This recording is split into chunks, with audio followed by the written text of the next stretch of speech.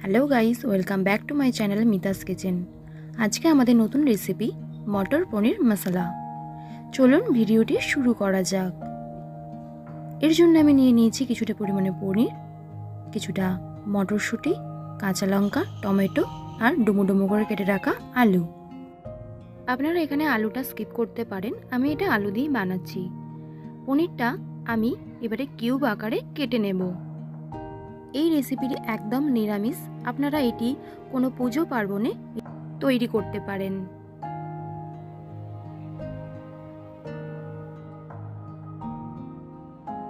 দেখতেই পাচ্ছেন আমি কিভাবে পনিরের কিউবগুলো কেটে নিয়েছি। এবারে আমি কিছুটা পরিমাণে লবণ আর কিছুটা হলুদ গুঁড়ো দিয়ে পনিরগুলোকে ভালো করে নেড়েচেড়ে মাখিয়ে নেব। ফ্রাই প্যানেতে তেল গরম হয়ে গেলে আমি পনিরের কিউবগুলো দিয়ে নেড়েচেড়ে একটু ভেজে নেব। বেশি ভাজবো না, জাস্ট একটু কালারিং আসলেই আমি এটাকে নামিয়ে রাখবো। পনিরগুলো তুলে নিয়ে আমি ওই পাত্রে কেটে রাখা আলুগুলো দিয়ে দেব। সামান্য পরিমাণে লবণ দেবো যাতে আলুটা খুব তাড়াতাড়ি নরম হয়ে যায়। সামান্য হলুদ গুঁড়ো দেবো কালারিংয়ের জন্য। এবার নেড়ে চেড়ে ভালো করে লাল লাল করে ভেজে নিয়ে আমি অন্য পাত্রে নামিয়ে রাখবো। ফোড়ন হিসেবে আমি এখানে গোটা জিরে দেব। এবারে কাঁচা লঙ্কাগুলো দিয়ে দেব। ভালো করে কাঁচা লঙ্কাটা তেলের সঙ্গে ভেজে নেব যাতে কাঁচা লঙ্কার ফ্রেশ গন্ধটা এই তরকারির মধ্যে চলে আসে। দিয়ে দেব টমেটো কুচি। টমেটো নরম হওয়ার জন্য দিয়ে দেব সামান্য পরিমাণে লবণ। লবণ দিলে খুব তাড়াতাড়ি কিন্তু টমেটো গলে যায়। সামান্য পরিমাণে হলুদ গুঁড়ো দেব। এই সময় গ্যাসের হিটটা কিন্তু হাই ফ্লেমে রাখবেন। দিয়ে দেব 1 চামচ আদা বাটা। আদাটাকে দিয়ে ভালো করে নাড়িয়ে চাড়িয়ে কষিয়ে নেব। এই সময় গ্যাসের ফ্লেমটা একটু মিডিয়ামে রাখবেন, না হলে আদা কিন্তু পুড়ে যাওয়ার সম্ভাবনা বেশি থাকে।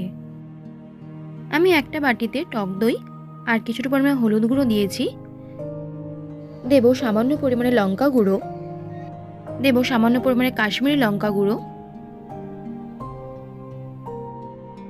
দিয়ে দেব সামান্য পরিমাণে মিট মশলা, দিয়ে সমস্ত উপকরণগুলো ভালো করে নাড়িয়ে চাড়িয়ে ব্লেন্ড করে নেব।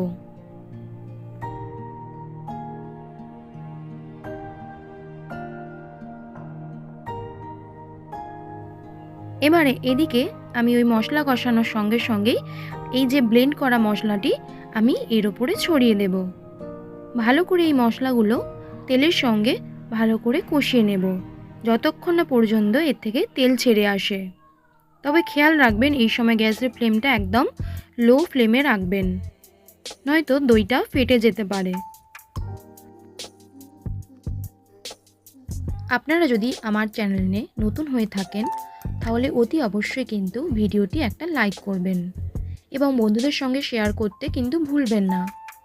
এইরকম নতুন নতুন রেসিপি দেখার জন্য চ্যানেলটি অবশ্যই সাবস্ক্রাইব করে পাশে থাকবেন। দেখতেই পাচ্ছেন মশলা থেকে তেল ছাড়তে শুরু করেছে।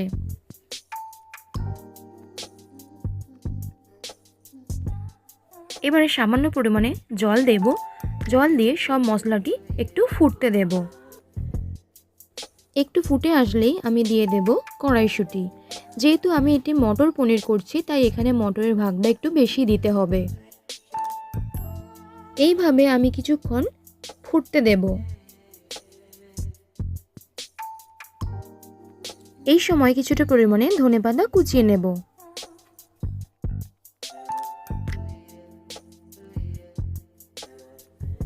কোচানো ধনেপাতা আমি এই মটরের ওপরে ছড়িয়ে দেব।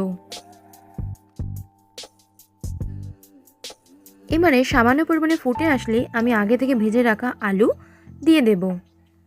ভালো করে নেড়ে চেড়ে একটু কষিয়ে নেওয়ার পরে সামান্য জল দিয়ে একটু ফুটতে দেব যাতে সব উপকরণগুলো ভালো করে মিশে যায়।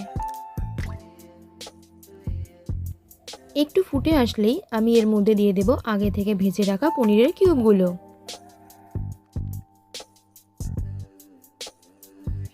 দিয়ে দেব সামান্য পরিমাণে গরম মশলা গুঁড়ো।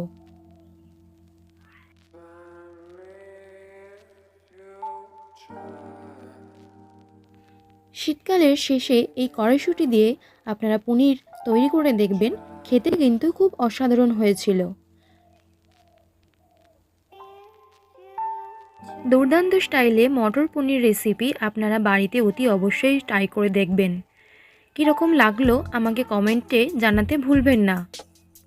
দেখা হবে নতুন একটা ভিডিওর সঙ্গে। ততক্ষণ পর্যন্ত সকলে ভালো থাকবেন, সুস্থ থাকবেন আর মিতাস কিচেনের পাশে থাকবেন।